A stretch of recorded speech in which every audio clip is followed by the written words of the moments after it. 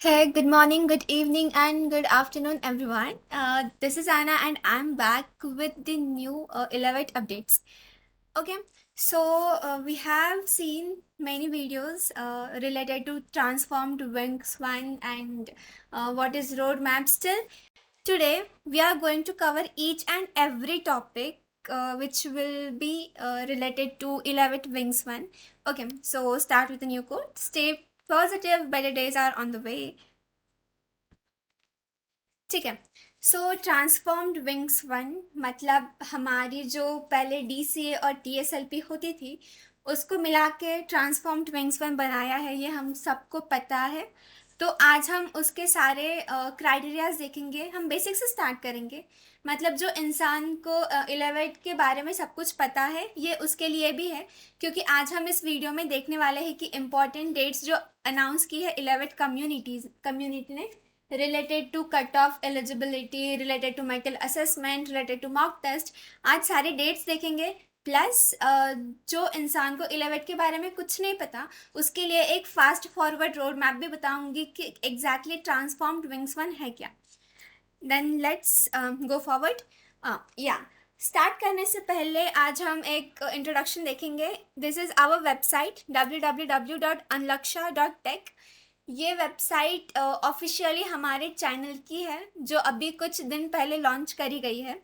इसमें आपको जो प्लेसमेंट के अपडेट्स रहेंगे, प्लस इंटरव्यू रिलेटेड सारी ब्लॉग्स, वहाँ पे वीडियोस है।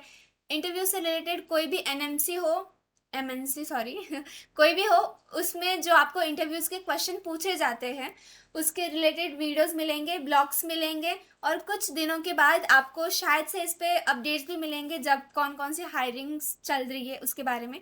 Still they that things are on ongoing phase, और आपको इस पे अपडेट्स जल्दी मिलेंगे।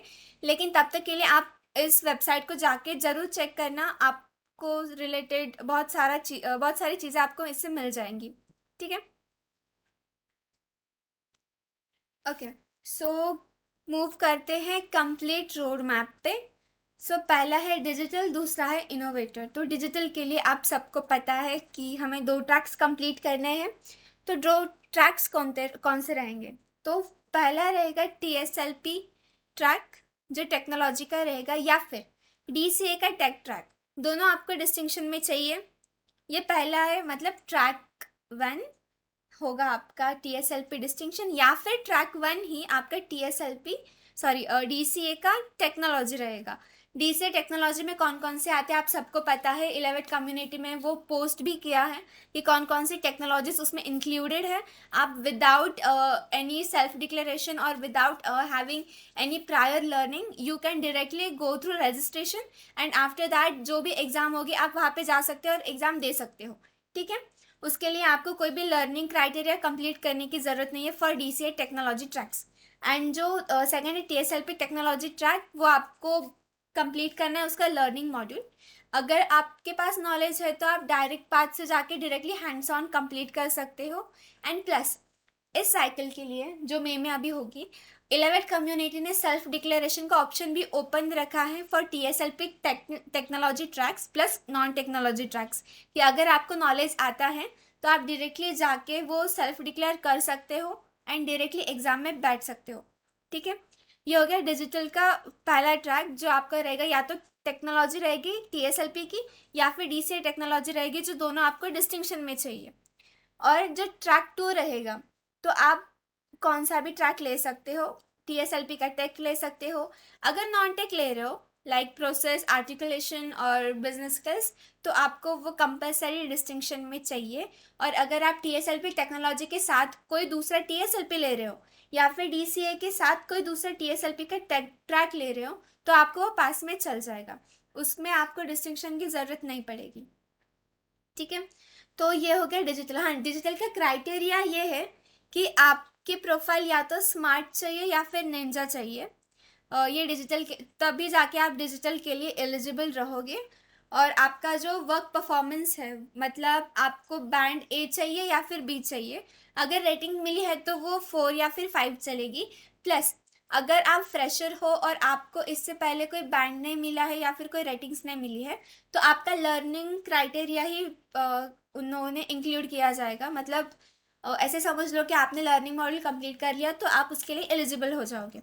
ठीक है, फिर आ गया इनोवेटर। तो इनोवेटर क्या है कि आपको 5 ट्रैक्स कंप्लीट करने हैं। 5 में से पहला आपको रहेगा इनोवेटर का कोडिंग चैलेंज।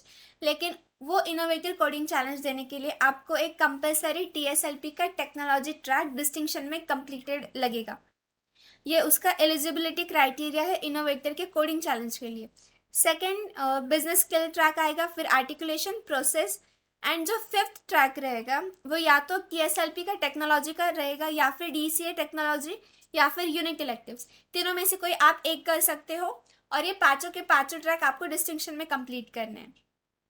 ठीक है, और इनोवेटर का एलिजिबिलिटी क्राइटेरिया है कि जो लोग डिजिटल है, जिनकी प्रोफाइल डिजिटल है, वो ही ये दे सकते हैं इनोवेटर के लिए। तो फिर बहुत सारे लोगों को क्वेश्चंस आएंगे निंजा या फिर स्मार्ट कैडेट जो लोग हैं कि हमें अगर इनोवेटर देना होगा तो कैसे दे सकते हैं। तो आपके पास ऑप्शन क्या है कि ये जो मे में साइकिल आएगी उसमें आप एक TSLP का ट्रैक कर लो। बाकी प्रोसेस, बिजनेस स्किल, आर्टिकुलेशन अगर आपका कंप्लीटेड है तो आप उनके एग्जाम्स दे दो। अगर तीनों डिस्टिंक्शन हो गए तो आपके लिए ये एक बहुत बड़ा प्लस पॉइंट हो जाएगा। प्लस TSLP का टेक्नोलॉजी का ट्रैक दे दो, या फिर DCA के टेक्नोलॉजी का भी दे दो।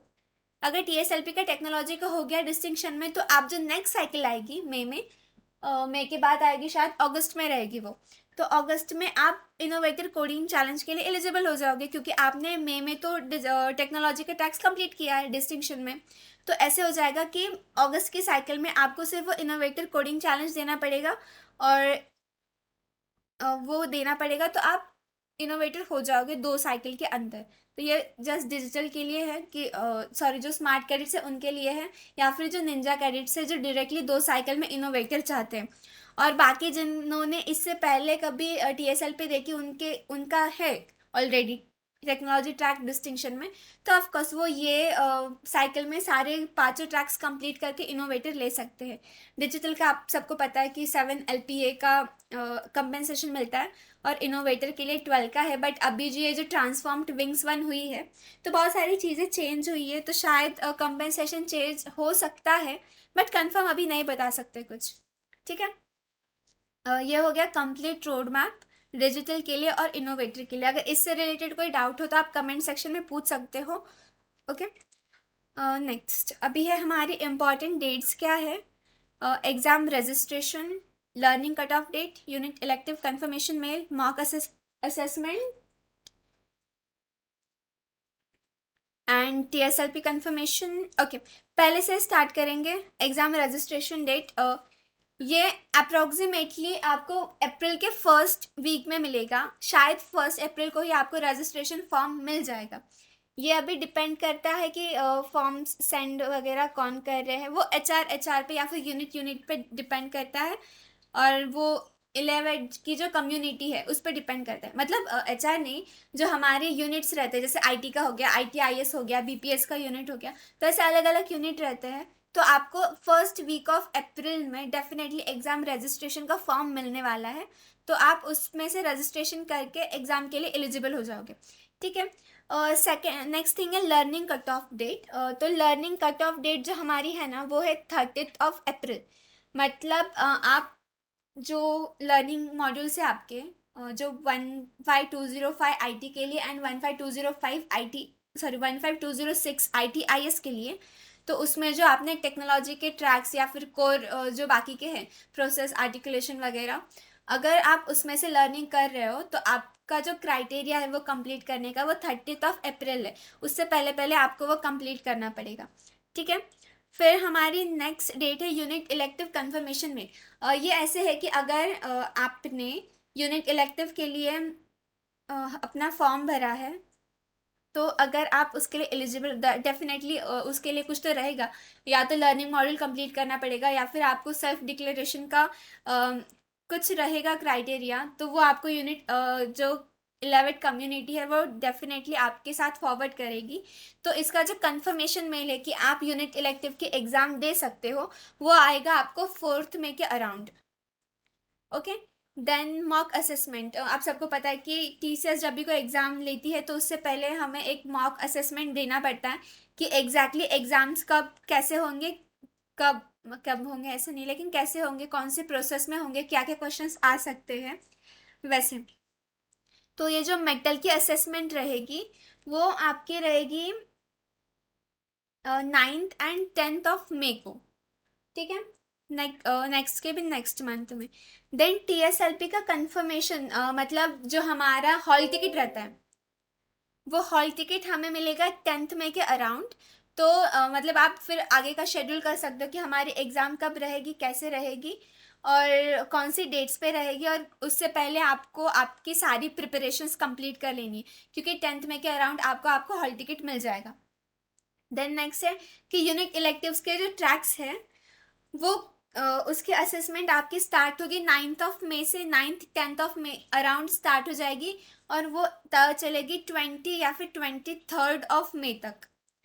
ये ऐसे उनकी प्रोसेस, मतलब कुछ शेड्यूल होगा उनका कि ये दिन पे ये यूनिट इलेक्टिव के एग्ज़ाम देने, क्योंकि आपने देखा होगा यूनिट इलेक्टिव्स के बहुत सारे मॉड्यूल्स हैं और वो कंप्लीट मतलब बहुत ज़्यादा मतलब हार्ड लेवल हो जाता है वो। तो इसके लिए उन्होंने थोड़े ज़्यादा दिन रखे यूनिट इलेक्टिव्स के एग्ज़ाम्स के लिए। तो वो 9 से या फिर 10 से स्टार्ट हो जाएगी और 20 to 23rd of May तक वो चलेगी, ठीक है। देन नेक्स्ट है कि हमारे कोर ट्रैक्स की जो असेसमेंट है, कोर ट्रैक्स कौन से, जो पहले टीएसएलपी में होते थे, जैसे डिजिटल का हो गया, सॉरी नॉट डिजिटल, टेक्नोलॉजी का हो गया, प्रोसेस, आर्टिकुलेशन, बिजनेस स्किल्स और डीसीए का। तो ये सारे जो ट्रैक्स हैं इनकी असेसमेंट स्टार्ट हो जाएगी 24th of May से। From 24th of May to 8th of June आपकी ये सारी असेसमेंट्स चलने वाली है जो कोर ट्रैक्स की है। तो अगर कोई यूनिक इलेक्टिव की एग्ज़ाम दे रहा है ना तो उसकी एग्ज़ाम स्टार्ट हो जाएगी 9th of May से टिल, अगर बाकी के सारे भी ट्रैक्स दे रहे तो 8th of June तक, मतलब एक मंथ अराउंड ये सारी चीज़ें चलने वाली है, ओके। एंड आफ्टर दैट हमारा ये तो हो गया इम्पॉर्टेंट डेट्स। इसके बाद जो इसके बाद जो हमारे इंटरव्यूज़ रहते थे पहले, तो इंटरव्यूज़ होने नहीं वाले इस बार, स्पेशली इंडिया के स्टूडेंट्स के लिए शायद मैंने ऐसे सुना है कि इंटरव्यूज़ नहीं है। तो अगर आपने ये अब क्राइटेरिया में कंप्लीट कर लिया डिस्टिंक्शन में या फिर जो भी उन्होंने क्राइटेरिया दिया है, तो आप एलिजिबल हो जाओगे डायरेक्टली डिजिटल के लिए। और आपने देखा होगा जो उनका लर्निंग प्लेटफॉर्म है वहाँ पे आपको सारा पूरा ट्रैक हो रहा है कि आपने कौन से कंप्लीट किए हैं, कौन से नहीं किए हैं। और on the day of your examination the module of assessment will be open, और उससे भी ट्रैक हो जाएगा कि आप कौन कौन से मॉड्यूल्स कंप्लीट कर रहे हो। तो उसके अकॉर्डिंग 11th कम्युनिटी आपको डिजिटल का हाई टैलेंट का जो टैग है वो दे देंगी, और इनोवेटर का हाई टैलेंट का टैग भी आपका लग जाएगा आपकी प्रोफाइल के ऊपर, ओके। तो ये थे अपडेट्स आज के लिए and this is our last slide. Best of luck everyone. अच्छे से प्रिपरेशन करना, मैं आपको पहले से बोल रही थी कि मार्च में से कि स्टार्ट कर दो स्टार्ट कर दो। ऑफकोर्स आपकी प्रिपरेशंस बहुत अच्छे से चल रही होंगी, 1 महीना बाकी है, 1 महीने में बहुत ज़्यादा कर सकते हैं आप लोग। और अगर चाहो तो डिजिटल और इनोवेटर दोनों 2 साइकिल्स में कंप्लीट हो सकता है। सो बेस्ट ऑफ लक, अच्छे से प्रिपरेशंस करना और अच्छे से एग्ज़ाम देना। Thank you.